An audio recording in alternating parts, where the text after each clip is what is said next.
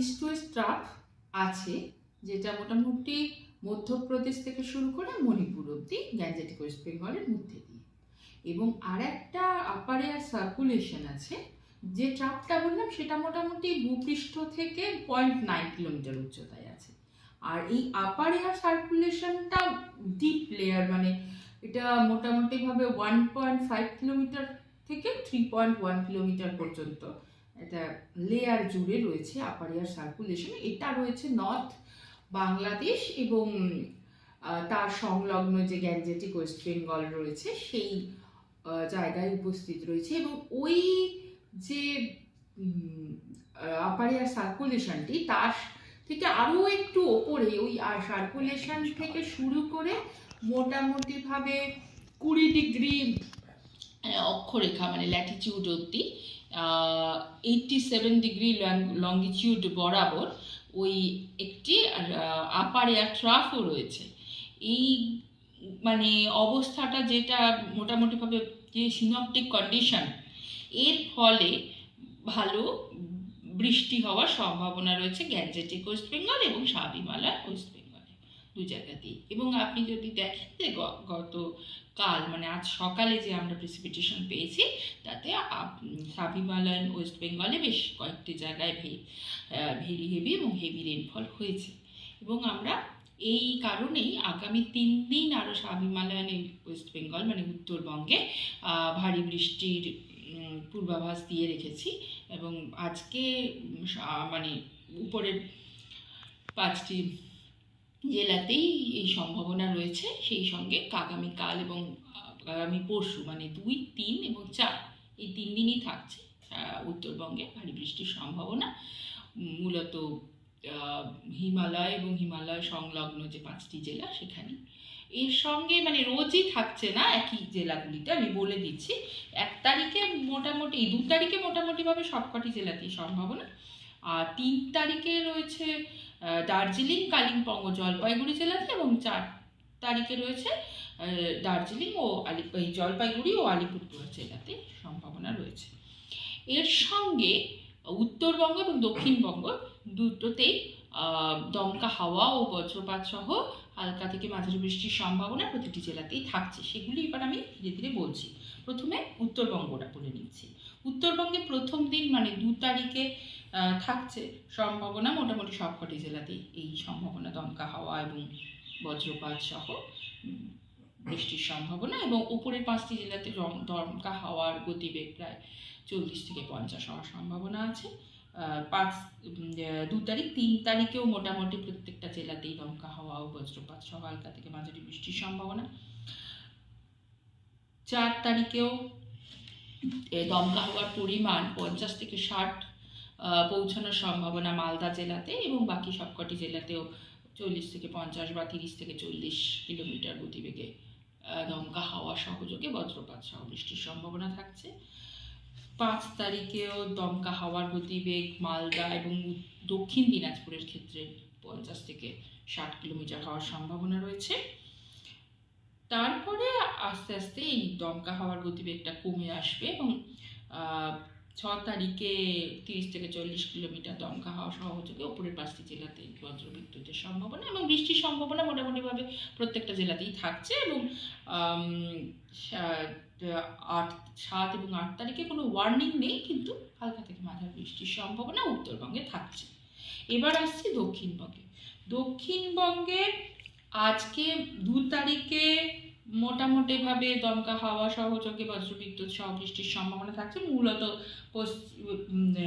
উপকূলবর্তী জেলাগুলিতে বেশি থাকছে। সেই সঙ্গে একটু উপকূলবর্তী জেলার সঙ্গে মানে আমি বলছি ডিটেলে, north south 24 Pargana, east Midnapore, West Midnapore,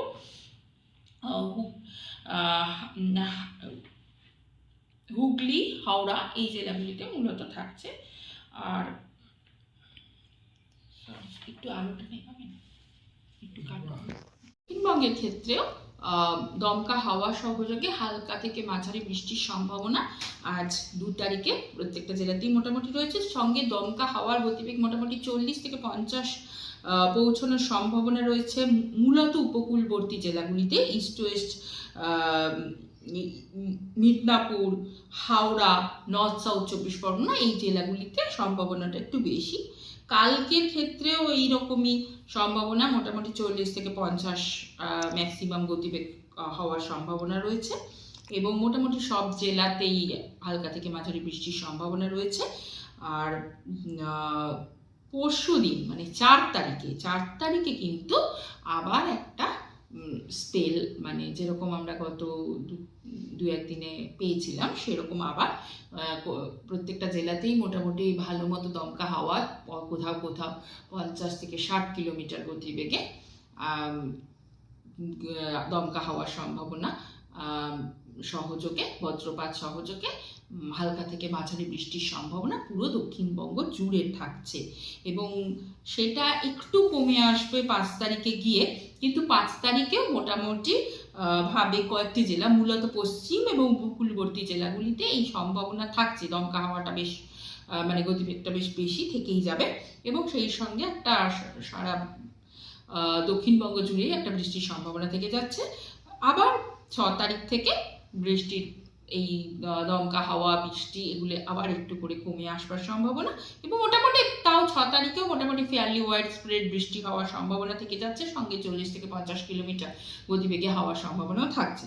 এবং 7 এবং 8 তারিখে কোনো ওয়ার্নিং দেওয়া হয়নি, কিন্তু বৃষ্টি হালকা থেকে মাঝারি বৃষ্টির সম্ভাবনা প্রত্যেকটা জেলাতেই থেকে যাচ্ছে। এই মোটামুটি দক্ষিণবঙ্গের পূর্বাভাস। এর সঙ্গে আসছে কলকাতা যেহেতু দক্ষিণবঙ্গের মানে মধ্যেই, সেহেতু এই যে একটা রোজই একটা ঝড়ঝঞ্ঝা হওয়ার সম্ভাবনা কলকাতাতেও থাকছে। সেই সঙ্গে 4 তারিখে মোটামুটি দমকা হাওয়া সহযোগে বৃষ্টির একটা সম্ভাবনা কলকাতায় থেকে যাচ্ছে এবং দক্ষিণবঙ্গ এবং উত্তরবঙ্গ দুটি বঙ্গেই যেহেতু বেশ ভালো মতো বৃষ্টির সম্ভাবনা থাকছে, এখন তাপমাত্রা সেরকমভাবে পরিবর্তিত হবে না। কালকের তুলনায় আজকে যদি দেখেন যে মোটামুটি তাপমাত্রাটা কালকের যে সর্বোচ্চ তাপমাত্রা ছিল তার তুলনায় আজকে আমরা আশা করছি সর্বোচ্চ তাপমাত্রাটা একটু বাড়বে। আজকে সর্বোচ্চ তাপমাত্রা কলকাতার ক্ষেত্রে 32 ডিগ্রি সেলসিয়াসের কাছাকাছি পৌঁছানোর সম্ভাবনা রয়েছে, মোটামুটি এরকমই থাকবে। আবার ধরুন 4 তারিখে যেহেতু একটু ঝড়ঝঞ্ঝাটা বেশি হওয়ার সম্ভাবনা, সেহেতু ওই দিন বা ওর পরের দিন একটু টেম্পারেচারটা কমবে, কিন্তু খুব একটা হেরফের হবে না। মোটামুটি যা তাপমাত্রা 1-2 ডিগ্রি এদিক ওদিক হওয়াটাকে আমরা বলি যে সেরকম কোনো পরিবর্তন নেই। তো সেই রকমই মোটামুটি এখন আপাতত দুই বঙ্গেই তাপমাত্রা মোটামুটি একই রকম থাকবে। আর যেহেতু এই যে 4 তারিখ এবং 5 তারিখে বেশ গাছটির দমকা হাওয়া সহযোগী বৃষ্টির সম্ভাবনা এবং আর ঝড়ঝঞ্ঝা এবং 40 থেকে 50 কিলোমিটার গতিবেগ আজকে কালকেও রয়েছে, এর জন্য আমরা মৎস্যজীবীদের জন্য সতর্কতা বার্তা জারি করেছি এবং 5 তারিখ অবধি। তো সেই ওয়েস্ট বেঙ্গল এবং নর্থ উড়িষ্যা কোস্টে মৎস্যজীবীদেরকে যাওয়ার জন্য নিষেধাজ্ঞা করা হচ্ছে। আর এই সঙ্গে কমলা সতর্কতা বার্তা দক্ষিণবঙ্গের ক্ষেত্রে থাকছে 4 তারিখে এবং 5 তারিখেও কয়েকটি জেলাতে থাকছে, মানে যে জেলাগুলিতে গতিবেগ 50 থেকে 60-এ পৌঁছবে হাওয়ার গতিবেগ, সেই জেলাগুলিতে থাকছে 4 এবং 5। 4 তারিখে সবকটি জেলার জন্য এবং 5 তারিখে কিছু কিছু জেলার জন্য।